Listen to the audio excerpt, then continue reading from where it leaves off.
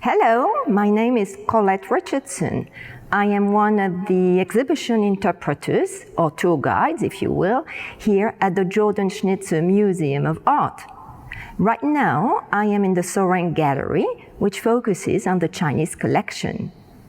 This exhibition is called Myriad Treasures. I would like to draw your attention on the one object that is hanging behind me, and then write down some observation of what you see. This is a good time for you to pause and respond.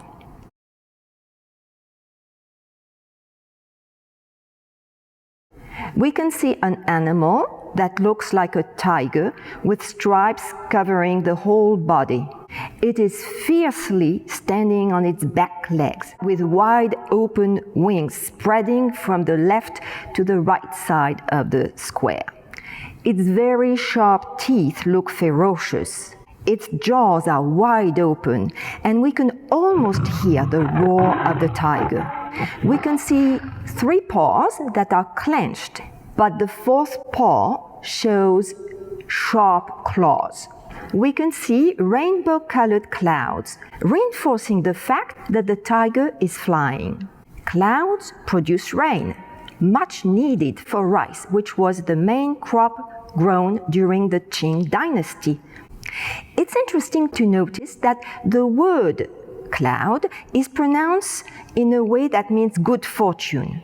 So, we could say that clouds are the symbol of luck. They are also shaped like sacred mushrooms that had the property of granting people's wishes and of bringing immortality. A final observation we can make on these 2 banners is that each square is framed with a red border. Let's take a moment to think of what might be the meaning of the tiger on these banners.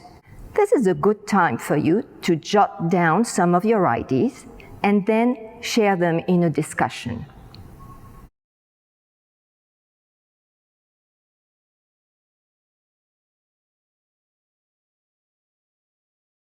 The tiger is one of the oldest protectors.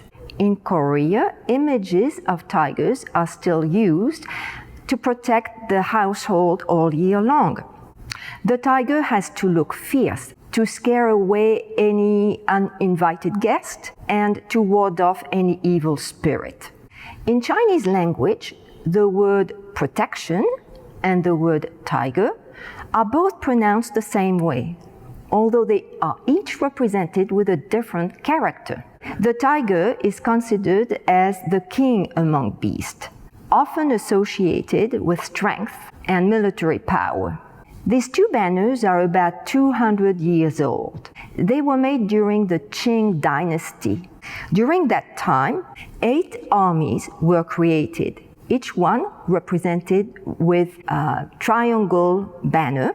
Later on, other military banners were added and decorated with a flying tiger. The idea was to carry these banners into battles and mostly to place them at the gate of the emperor's guards when they were traveling and camping. The borders came in different colors, bordered with red for the west, standard red for the north, bordered with white for the east, and standard blue for the south. What medium or material do you think was used to make them? What might have been the pros and cons of carrying a banner like this into a battle? This is a good time for you to pause and respond.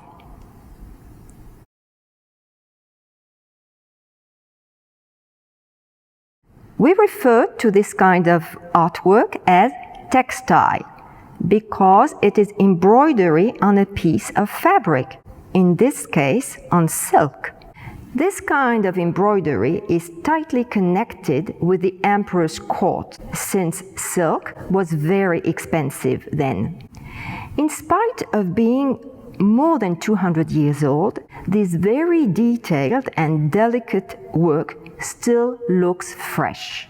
Today, these banners are part of the museum collection. But at some time, 200 years ago, they might have been used by an army that was directly under the emperor's orders. We can imagine the problem posed by carrying banners that could fray easily during battle or suffer from exposure to all kinds of weather conditions. Such fabric banners were easy to roll and transport during travel between camps. I hope you have enjoyed learning more about the Chinese banners with flying tigers.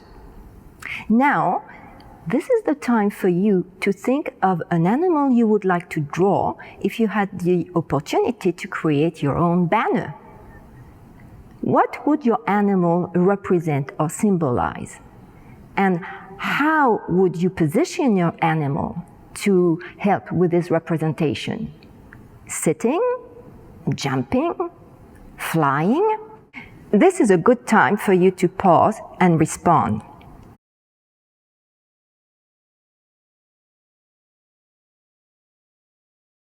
I'm sure you already have a very good idea.